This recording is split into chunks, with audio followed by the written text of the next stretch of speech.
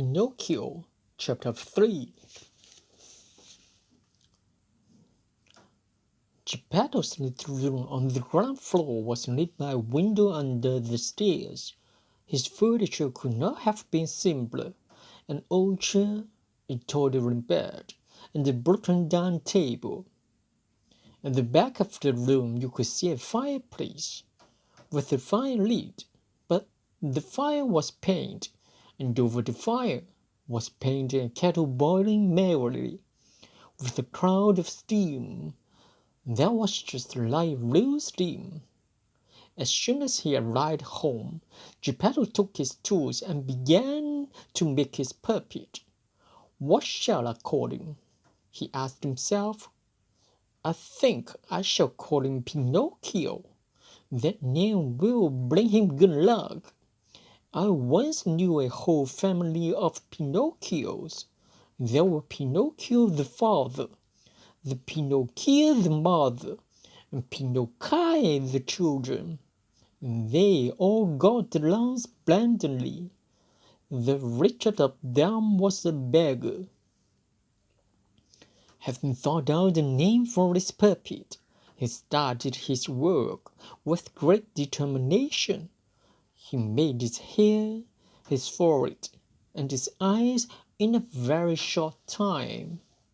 As soon as the eyes were finished, imagine his bewilderment when he saw them moving and looking at him. When Geppetto saw those two wooden eyes looking at him, he did not like it at all, and he said angrily, "Naughty wooden eyes, why are you staring at me?" But no one answered.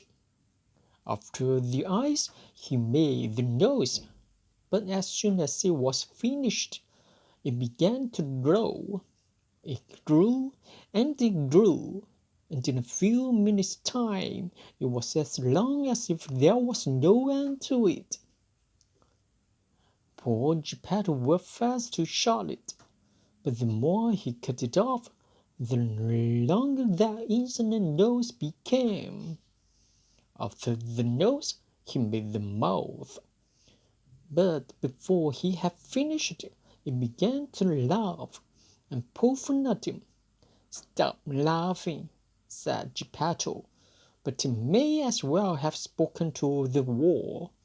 "Stop laughing, I say," he shouted menacingly. The mouth stopped laughing and stuck out its tongue. However, as Geppetto did not want to spoil the puppet, he pretended not to see it, and continued his work. After the mouth, he made the chin, then the neck, the shoulders, the stomach, the arms, and the hands. As soon as the hands were finished, Geppetto's wig was snatched from his head. He looked up, and what should he see but the yellow wig in the puppet's hands. "Pinocchio, give me back my wig at once." But Pinocchio, instead of giving back the wig, put it on his own head, and was almost hidden under it. This cheeky, mocking behavior made Geppetto feel sadder than ever before in his life. He turned to Pinocchio and said, "You scoundrel of a son, you are not even finished, and you already disobey your father. That's bad, my boy, very bad." And he wiped away a tear. There were still the legs and feet to make.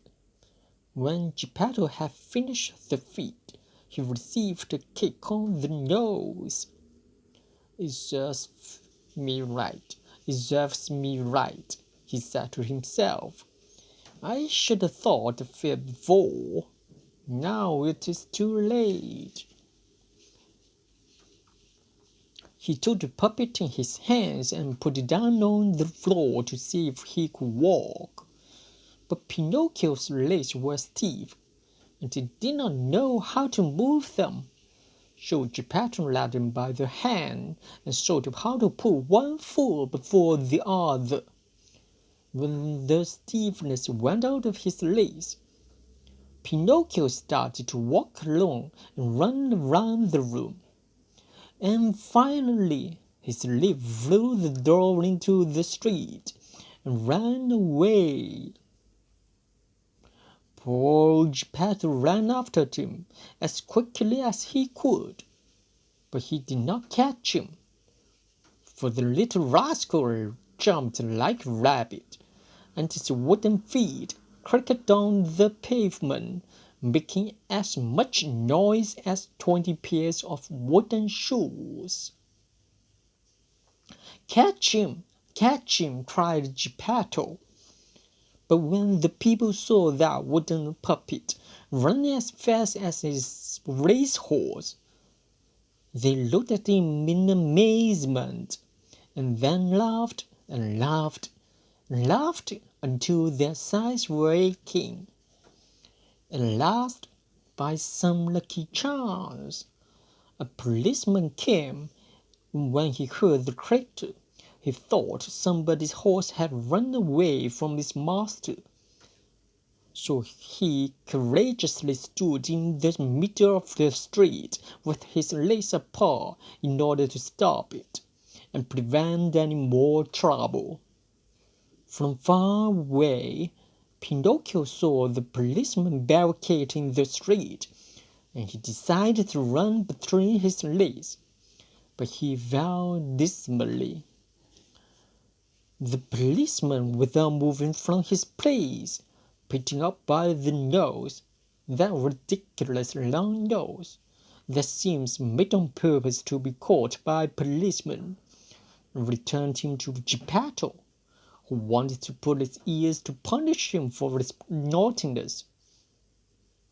Imagine what he felt when he could not find any ears. And do you know why? Because he had made him in such a hurry that he had forgotten his ears. So he took him by the nape of his neck, and as they walked away he said, shaking his head menacingly, "You just come home, and I'll settle your account when we get there." At this threatening remark, Pinocchio threw himself down on the ground and refused to walk. A crowd of idle and dequeased people gathered round him. Some said one thing, some another. "The poor puppet," said some of them, "is right, not wanting to go home.